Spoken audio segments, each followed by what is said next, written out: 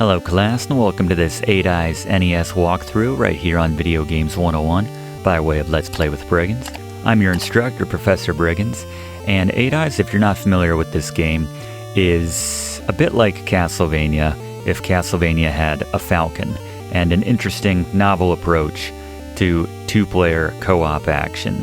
It's certainly one of the more refreshing and original approaches to simultaneous co-op. Is that redundant to say, simultaneous co-op?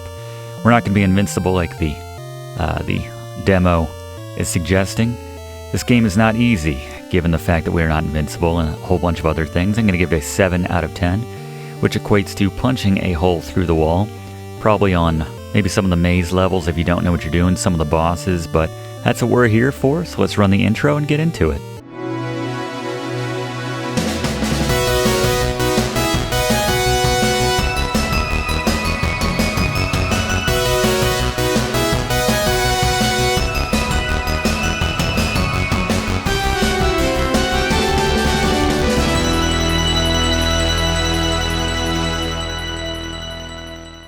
So if I could pull one more game in to compare this to, I would say Mega Man, and as we take a look at the Briggs notes, you see why. It's important to know the level and boss order, which we'll talk about in a second, know the item spots, which we'll show you, and know the boss beaters, which Gary has you covered with. But speaking of the level order, this is the one that we recommend. The sword that you get from the last boss that you defeat does more damage against the next boss if you go in that order. So we're starting with Spain here, so we take a look at the controls. Pretty basic, but then we have some more complex. On the left, you can see right here, we have hold up and press B to launch Cutrus, your falcon. Hold down and press B to attack with him, and hold up and press A to use that secondary weapon. So be careful not to mix those up or use your secondary weapon needlessly, but everything else is pretty straightforward. We can switch between our secondary weapons once we have them. And as the second Briggs note indicated, there are items hidden in the walls, kind of like Castlevania again. We made the joke in those classes that Dracula doesn't trust the banks, hides meat and other goodies in the walls. Here we have certain things which are hidden in the walls, like this clue, but for a better overview on the items of this game, let's go to Blaze. Alright, let's talk about the items you will find walking around, killing enemies in Eyes. First, we have the two different crosses. We have the white and the brownish reddish. The white one refills some of your weapon meter. The red one refills some of your health, depending on who picks it up, you or Cutrus, so just keep that in mind. And then finally we have the clue scrolls. These give you a clue as to what you need to do with the final puzzle in the game after you've beaten the final boss. But you don't really need this because you have us and our class. But for what it's worth, those are the basic items you'll pick up in Eyes. Alright, thank you very much, Blaze. So we covered the clue scroll, which we already picked up. We'll get him to talk about a few more of these in just a second. You can see there's a wide variety of nebulous items in this game, so it really does help to know what you're picking up at different points. By the way, I hope you're good at the old dodge, and then move in and stab, and then retreat and stab again, because a lot of enemies go down with that tactic. And let's go to Blaze one more time. Alright, now let's talk about the hidden items you'll find by knocking out some bricks in the walls, kind of Castlevania style. No meat this time around, but we have a number of interesting items. First, we have the jar, which increases your meters by 1. That's your health and your weapon. Then you have the C jar, which refills health. You get more of this for Cutrus than you get for yourself. Just keep that in mind. Then you have the Z jar, which is a short-term attack doubler. So go on the offense when you pick this up. We have the G jar, which is short-term invincibility. Very useful on some of the bosses. Then we have the S jar, which if you pick one of these up, this refills health for either Orin or Cutrus. And then we have the S bowl, which gives you pretty much everything ever. Awesome. Very awesome indeed. Yeah, that's a good one. There's not a whole lot of those in the game, but you'll notice with these arrow guys, we can just, if we get in a good timing, we can shoot down their arrows. That usually works for a lot of the projectiles which enemies send our way. I did not mean to do that right there. Not a fan of the up and A to use an item, but that's alright. Is what it is. And we don't need to worry about having too much in terms of weapon power for this first boss. Gary's got an excellent boss beater. He's got good boss beaters for many of the bosses in this game. And we can, once again, we can stab the projectiles here, but again, it's all about that rhythm. You'll find some enemies go down with one hit with Cutrus, if we're pronouncing that correctly. Interesting. Orin and Cutrus, two names you don't hear every day. Careful when you're going down the stairs. If you just walk off the ledge right there, you will kind of trip down the stairs and have no control over Orin until he reaches the bottom. So, not a big deal if there's no enemies around, but we had that bat chilling out at the top there. So we've gotten most of the items which are hid between the two sections of this Spain level going up, so we don't have to worry about it going back down. And now here is the first boss in 8 Eyes. And you can see we have a hidden item right here we can get with Cutrus. But let's go to Gary now for how to take down the boss of Spain. It's Scary Gary's Boss Beaters. Alright, the first boss in 8 Eyes. These guys all have proper names. I want to make that clear. We're just going to call them wherever they're from. So we got the Spain boss first off. The Spain boss, easiest boss in the game. You can freeze and stab him with the ice ball, but honestly, you can just send down Cutrus to not take a single hit. Just keep sending him in, doing the move. He doesn't take any damage as he flies right through him. It takes a while. You might get bored eventually and run down and start stabbing him. That's fine, well within your rights. But the Spain boss, not too difficult. Well within your rights. Thank you very much, Gary.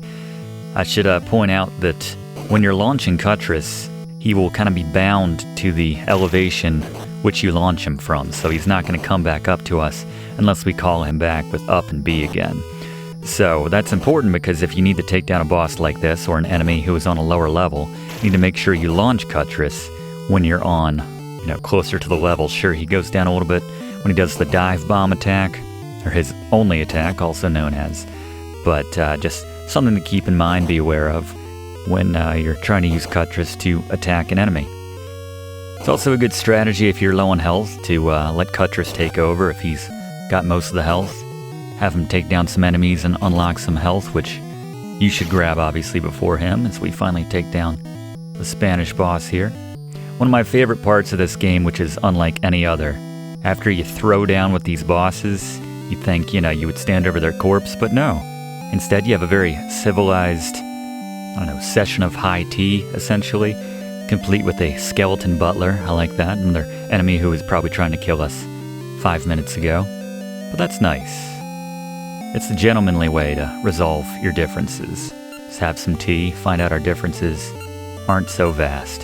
So we're headed to Egypt now. Second level that we recommend. Note the buttons and the switches. Sometimes they're hard to see. Again, the skeleton's going to be serving us tea in about 5 minutes. He has no idea. Right now he just wants to run us through. But anyway. You can see the first acorn to upgrade both our health and our item capacity. Hidden right there. We're going to be showing you virtually every single power-up in this game for what it's worth, so there's not really any chance of missing anything. You have the one-off platform here. There's not a whole lot of instances of that in this game, with the literal floating platforms that you need to worry about some careful stepping. The nice thing is it just drops you down to the next floor in a lot of cases when you fall in the gap. Not always, but many times. Got the hidden one right here. Sometimes you don't want to wait for Cutrus to go all the way to the left, so I like to call him back as soon as he does his dive bomb move. And we have another clue. We're going to put all these together. It's kind of an interesting approach to game design, in that we have all this platforming, all these bosses. It's an action adventure type game. But then in the end, there's a puzzle after we beat the final boss, which we need all these clues for. Strictly speaking, you don't need the clues, you just need what we're going to show you at the end, but for what it's worth, we're going to show you where to get all of those clues. And again, all these enemies follow a very similar pattern. Not all of them, but many of them do that run in and stab. You just need to pull back a little bit and then get a quick stab in before they get their second stab off, and just rinse and repeat, essentially. I believe this is one of those guys that we can one-hit with Cutrus.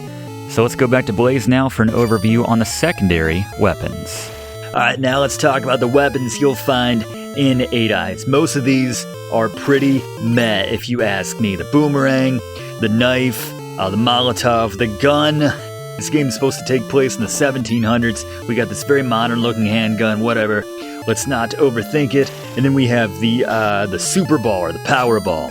None of these are really worth the weapons points that it takes to use these. What is worth your weapons points is the ice ball. Freezes bosses for about a second, 2 seconds. I'm gonna call it my item of the game. It's so important for freezing bosses and just hacking away, which Gary's gonna explain over and over again, but there you go. My item of the game for 8 Eyes. Good luck, Blaze. Yes, very clutch item. It eats up a lot more of the item bar for obvious reasons, but very useful for getting a few free whacks in on the boss. In some cases, if you have it. Note a very important item placement right here in this brick. This is going to be one of the refills our health completely, which is going to be very important for this boss coming up. A lot of what makes this game manageable is finding the typically one max out power up in every level, which is usually midway through the level or near the end, or even in the boss chamber in some cases. Otherwise, yeah, this game would be extremely difficult, but just knowing where those is makes it a bit more doable, and that's why we kind of gave it that 7 that we did in the intro. We're just going to have Cutrus open this because it's a temporary switch. Door closes before too long, but let's go back to Gary. Boss beaters. Alright, the Egypt boss. Freeze and stab. Just bounce the ice balls off that left wall. It'll hit him. He'll be frozen. You'll stab him with the sword that does the damage on him. He's not too difficult. Good luck. Thank you very much, Gary. Yeah, he's certainly not too difficult if you have the right sword and you got that power up of which we just covered. You can see how much damage this sword is doing. More than it was doing to the Spain boss at the start. And that freeze move working very well. But yeah, just kind of tank this one a little bit. And again, if we need to, we can retreat up top and let Cutrus take over, do some of the work, but in this case, I think we got it. There we go. And once again, let's have our gentlemanly high tea session. Sit down and talk out the differences. He even changed his clothes for some reason. There's the skeleton butler once again. Everybody in this game seems to have a skeleton butler. Honestly, the ending of this game isn't too bad, but it would be a lot better if it ended with us getting our own skeleton butler. But anyway, it says we've earned a more powerful sword. That's only applicable if you're heading to Italy next, which we are. When you're here, your family. The old Olive Garden saying just popped in my head. I don't know, I picture this being the outside of a massive Olive Garden. Nicely decorated one, actually. Not sure what's with the little Ewok-looking little Star Wars characters wearing the little robes. They go down with one hit, though, and we get our useless boomerang.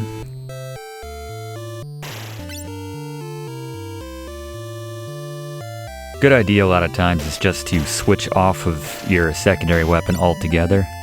Just go dark on it so that you don't accidentally pick up or accidentally use that secondary item with your up and A like I just did there. Just something to keep in mind. And yeah, still getting a lot of mileage out of that one same move. Everyone learn that one move, doesn't matter what country it is. It's the international move for attacking Orin, and it's not that effective, I have to say, quite honestly, but check the wall up here at the height of our jump. We have our third clue. It's actually kind of fun figuring out the puzzle based on the clues that they give you if you've never done it before. But and now to tell us a little bit about the backstory of 8 Eyes and what the heck is going on, here's Fluff. Yeah, it's actually an interesting story. So the game takes place in the aftermath of a nuclear war, and apparently the 8 Eyes were jewels which were formed at each of the nuclear explosions, and a bunch of dukes grabbed the 8 Eyes and the jewels, and they're trying to take over the world or something like that. I don't know. It's pretty crazy. And then, obviously, it says the task of retrieving the 8 eyes falls to us, Orin the falconer. That's a new one. The bravest and mightiest of the king's guardsmen. And our fighting falcon, Cutrus. Cutrus? I don't know. We gotta penetrate each of the 8 dukes' castles to get the jewels back and rebuild the earth. And mankind will thank us. An interesting and novel story indeed, but 8 Eyes is a prime example of being able to assign just about any story to a game when they don't explicitly say it in the game itself. Proof of this is that in the original Famicom Japanese version, and I'm not making any of this up by the way, you play as Baronet Lord Julian James Bond, sent by a precursor to the British intelligence agency MI5 to stop a cult of Satanists from performing a ritual to resurrect the devil. The final true ending features Nazi imagery and a whole lot of blood. It's no wonder that publisher Taxan gave the plot an overhaul when they brought it to America, and I guess brought in a cheerier nuclear holocaust type story. But again, you wouldn't know any of this from playing the game, but yeah, despite being a Castlevania meets Mega Man knockoff, but with a bird, it's still not a bad game. Yeah, that's that's proof that they can make up the story to be whatever you want it to be. Whatever they want to put in the manual, that's the story. And then if they want to change it for the American version or vice versa, hey, that's the story. Prime example right here in this game, but I think it's tough to get. Sometimes you can see there's the stair fall maneuver right there. Worked out against that skeleton. I think we need to come in from the left side on this one here. There it is. Sometimes the hitboxes seem a little bit off. So we max out our bars here in Italy. Didn't mean to do that. And we'll just have Cutrus around. Can I hit that from here? And there we go. Just smack it. Walk right in. We actually have one of these panthers at the boss. Gary's gonna have a tip for getting around that. And there's that pistol that Blaze mentioned earlier. And there's the all-important maxing out our health item. Very clutch before this boss. So we should be roughly maxed out at this point. That guy just takes one hit to put him down. And we should have a few of the freeze balls at this point. But let's go to Gary for tips on the Italy boss here in 8 Eyes. Alright, the Italy boss. So you can fake out the panther, as we show here, or you can kill it. Either way, do one or the other. Don't just let it stab you while you go down to get the invincibility on the wall. He might follow you to the left, and that's a problem. You want the boss isolated and trapped against that left wall. So just keep following him, stabbing him, he'll retreat, and then eventually you'll have him stuck against that wall. At this point, just keep freezing him, stabbing him. You'll take him down without too much trouble. Thank you very much, Gary. Yeah, that sword works quite well against this boss. And yeah, once he's got that retreating mindset, so it's nice to get him stuck against that wall.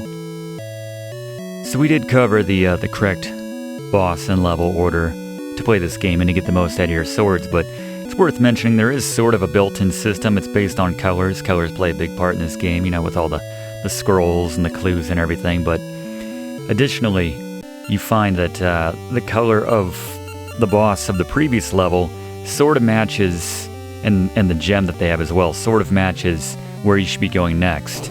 So we did Egypt as the second level. The boss was wearing green and had like a green jewel in their scepter, which we got. One of the 8 eyes, if you will. And then we went to Italy where the wallpaper and everything was green right there. So that's sort of the indication. The Italy boss was wearing blue, and I guess we got the blue gem from him.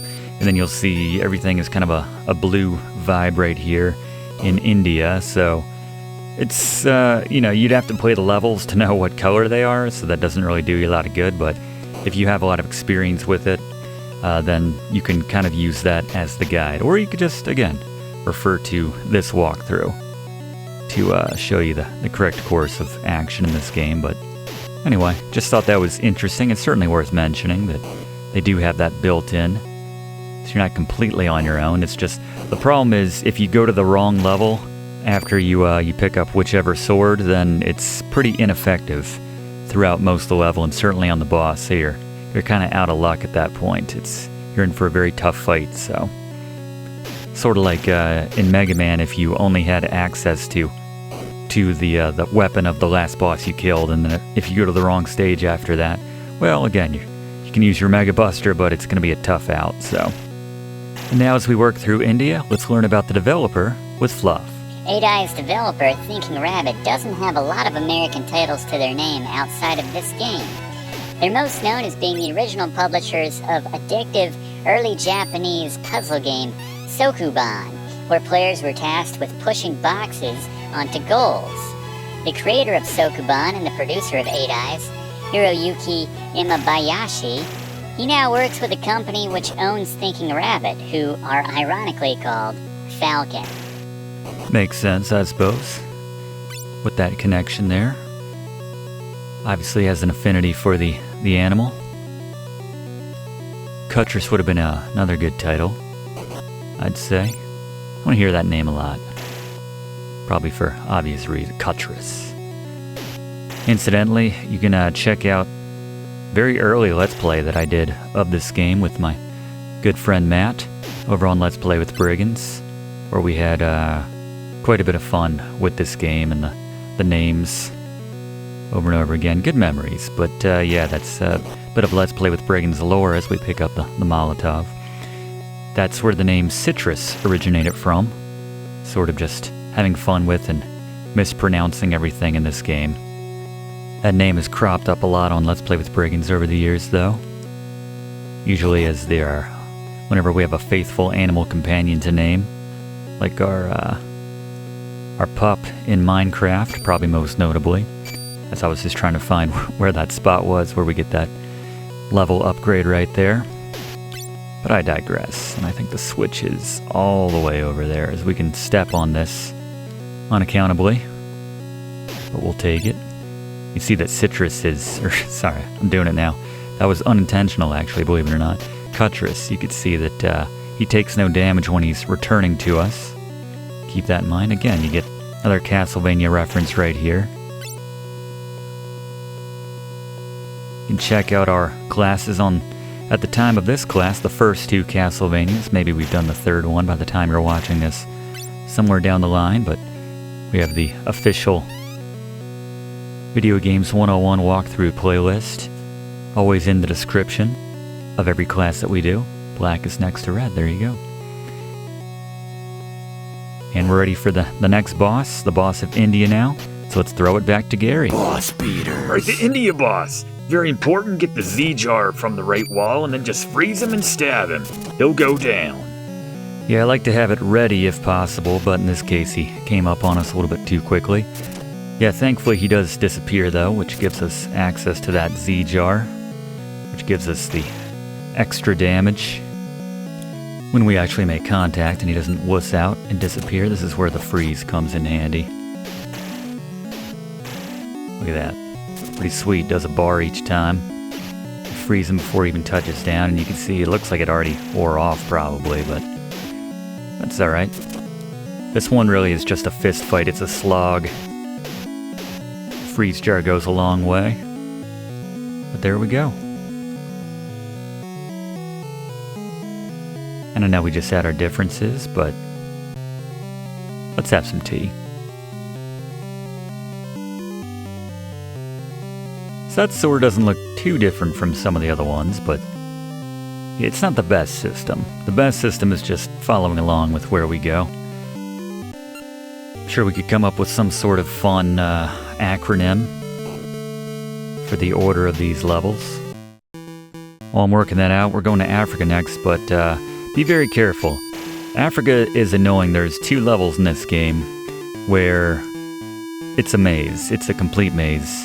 And if you don't know exactly where you're going, and knowing where you're going is very tricky, you'll see right here, we need to actually make a loop for this to work. And now you can see by knocking out that brick, we're actually in a different screen, even though it looks very similar. So if you don't know the exact track, you're going to be making circles around here over and over again. pulling your hair out, wondering where the heck to go, and this is one of those Cutrus only enemies right there, but they go down quick once you have Cutrus working for you. Just need a slightly longer sword. All these upgrades, and we can't get another inch on that blade.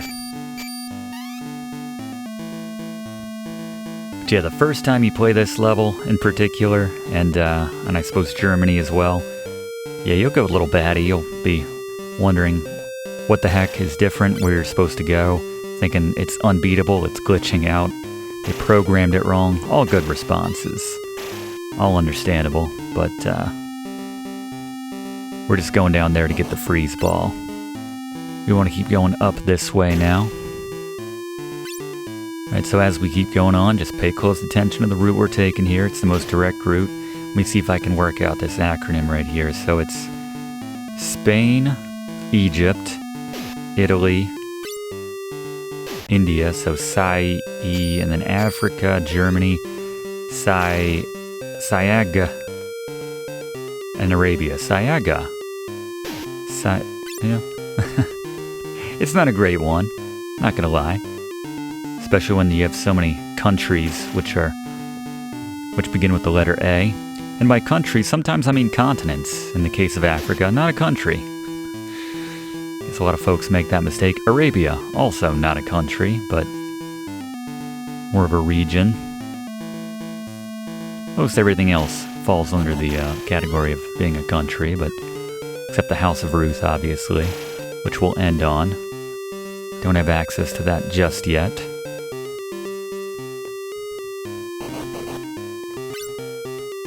Finally,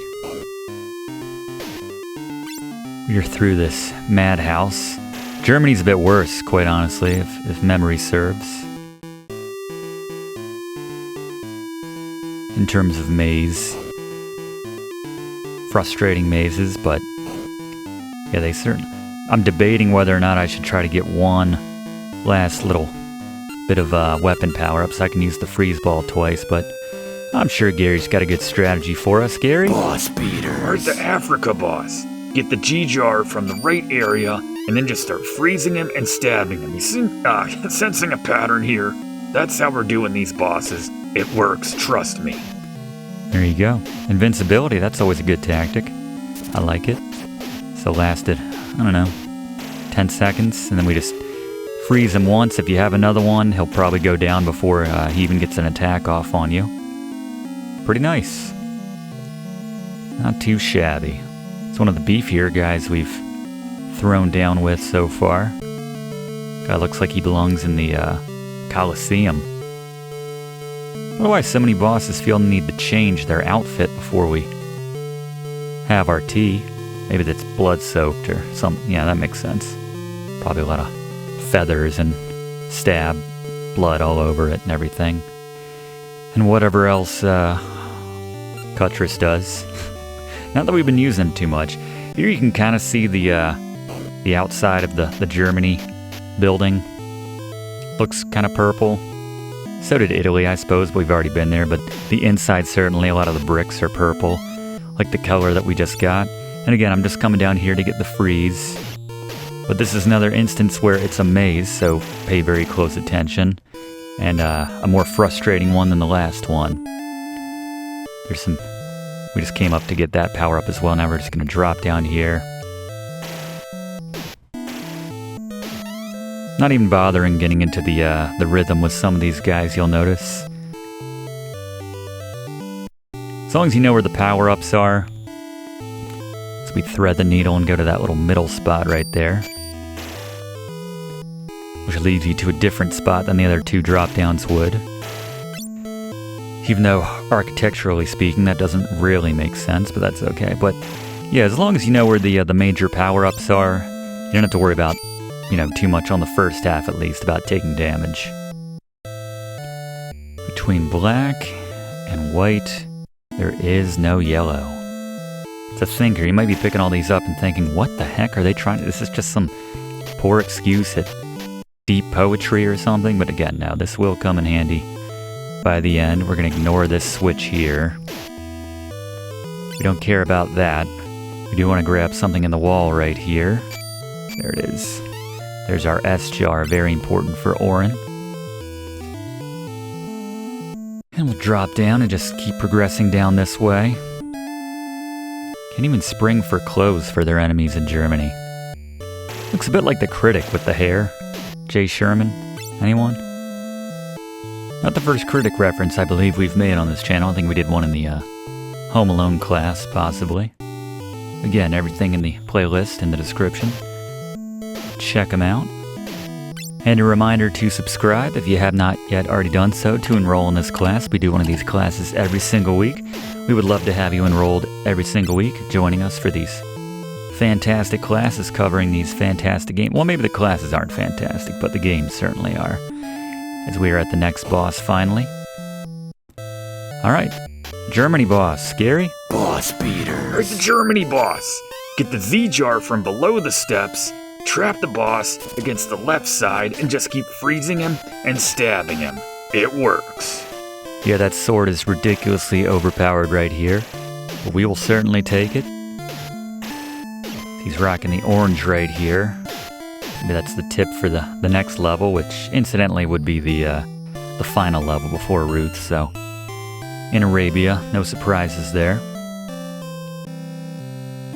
This guy didn't feel the need to change, I can appreciate that. Even though we absolutely destroyed him. And that's the whitest sword that we've gotten. We got it, not surprisingly, from the Germans. Too soon? Sorry about that, but let's pound some tea. There's your password, Klahuahebe. Klauhohabe. As we go to the final level, before the real final, the penultimate level, if you will, in Arabia. Yeah, I don't know your guess. We got some orange here. It's not the best system, the colors. But yeah, there is some truth to it. You can hear me trying to walk that back a little bit now. You'll notice a lot of times with these doors, guys will just keep respawning to a point.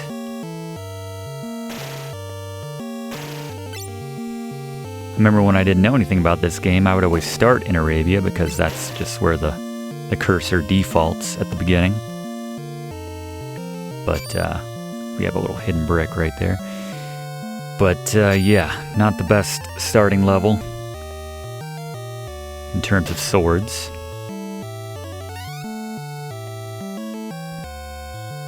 We can't be bothered to walk over there. I think we would have plenty of time to get back through the door, but you know what? When you have a falcon as well trained as Cutrus, you gotta use him. This guy's busting out the blow darts on us. Our sword's working well for the majority of these guys. The one hits. There's the all-important freeze ball, the only item we ever go out of our way to find. So I finally learned my lesson and put away the secondary item right there. So I don't have to worry about wasting any of that during the jumps. This one we might not have time to get to. Especially with that guy who keeps respawning. Yep, it's frustrating. You got this one, Cutrus? It's a little out of your range. Let's go back to Fluff now for an interesting fact about 8 Eyes. It's rare when we get any kind of re-release of obscure NES games like this, but 8 Eyes is actually available via Steam. From the looks of it, the publisher Pico Interactive has revived dozens of lesser-known and cult popularity games from back in the day and made them available on modern-day systems. Good luck, Fluff. Yeah, it's nice that there's companies out there that are working to make sure some of these classic games like this, which are very easy to forget, don't get completely forgotten. I saw they did Nightshade, but mostly a whole bunch of games I was not familiar with, so maybe some stuff to check out in general. Not sure, not sponsored, but just checking out the games in general might be worth my time, might be worth your time. I don't know what your time's worth. Do appreciate you spending some of it here in this class this week. Thank you very much. It's nice to have a breather from all the maze levels here in Arabia after Africa and Germany.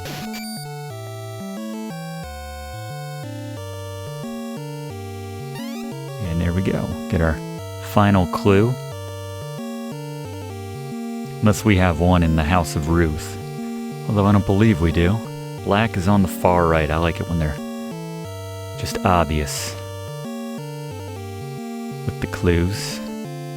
And here, I think this might be a one-hit Cutrus. Yeah, there you go. Good takedown. And we're a little worse for wear right now. Thankfully, the refill power-up is not far from here, but that's why I've been playing a little bit loose here. As it looks like we're just kind of surfing on a massive breadstick right there, actually. Ironically, not in Italy. Yeah, this one's going to be close. Very close. Alright, that was a godsend. I think the item we need is just at the bottom of the stairs here. Have to play a little safer now. Don't want this guy to trap us. Oof. That was close. Needlessly close. Sometimes you can go a little bit too lazy. Following that rule that, you know, once you know where the full power-up items are, you're generally in good shape. But, yeah, in that case, a little bit later in the level than I remembered, so. As we get the final top off for Arabia.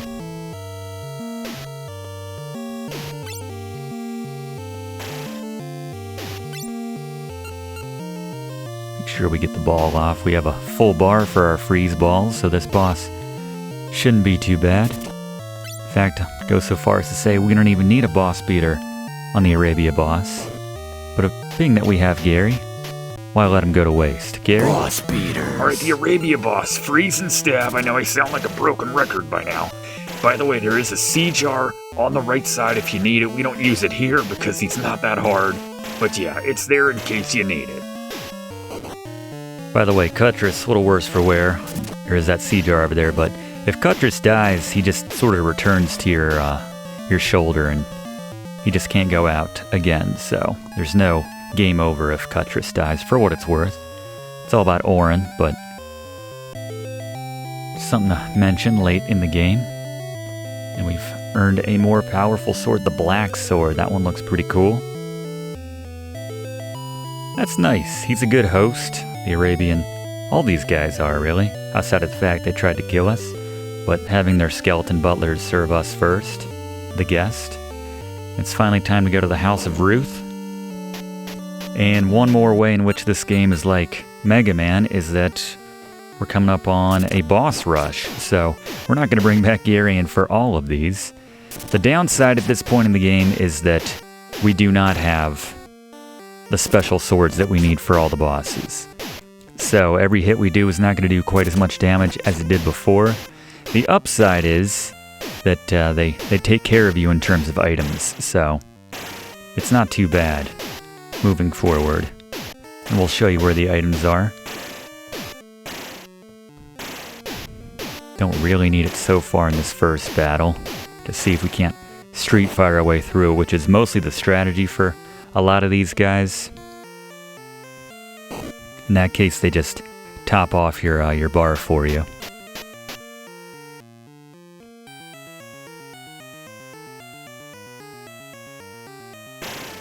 And so far in the same order that we fought them earlier. But being that they topped off our bars, we just keep using our freeze balls.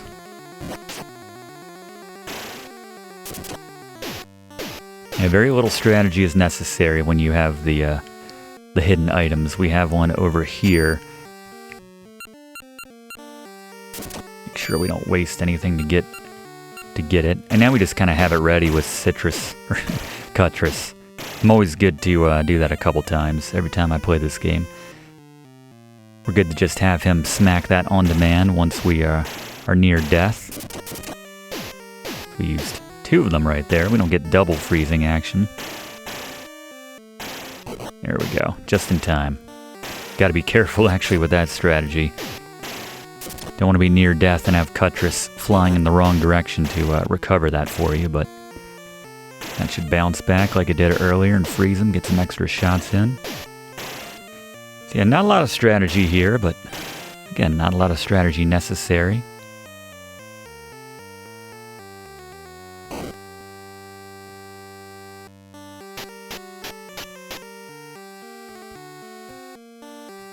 There's this guy, so we're going a little bit out of order now, I think.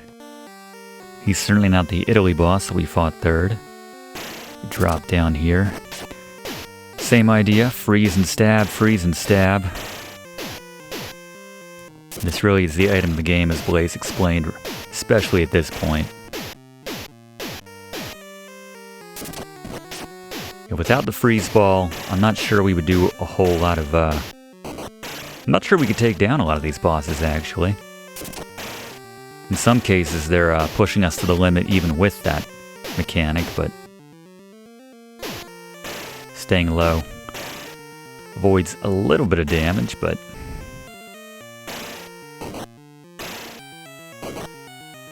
yeah, those secondary weapons outside of the freeze ball, they don't even make a dent in some cases. It's very weak. So we get that courtesy top off. See, you got the S up there, and they top you off at the end of the battle, so really, I mean, you're always in good shape for the next guy. Just gonna have that one ready.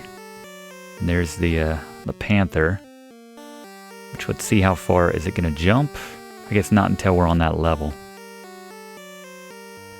So being at that they're separated here, we can just choose to ignore it, or we can actually go through the work of putting it down. But in this case, since we know it's not going to come down here, let's just leave it isolated up top.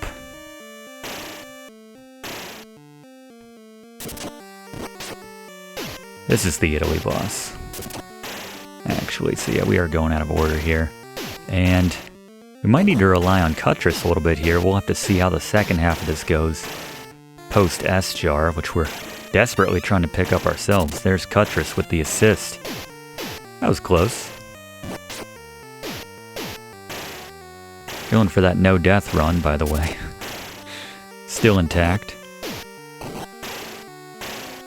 Just like to make it dramatic. And here we go. We got him stuck against the wall like Gary recommended we do first time around.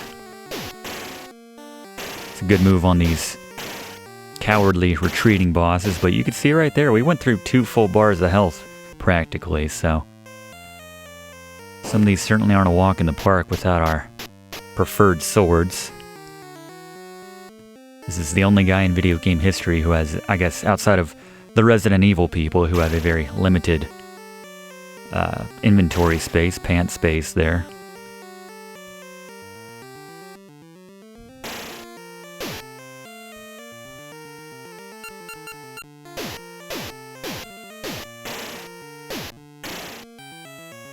And it's right here in the tip, as it normally is. That's usually where they stash the items. Maybe so they can still reach them. I don't know the logic there, but yeah, this one's just more annoying than anything. Might be a little bit higher up than that bottom brick. Sometimes they make you get a bit more precise with your Cutrus swing. There it is. It's on the right there. We'll just keep having him try to grab that. We might need to...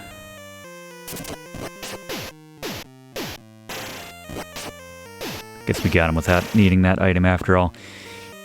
It's a lot of mental gymnastics.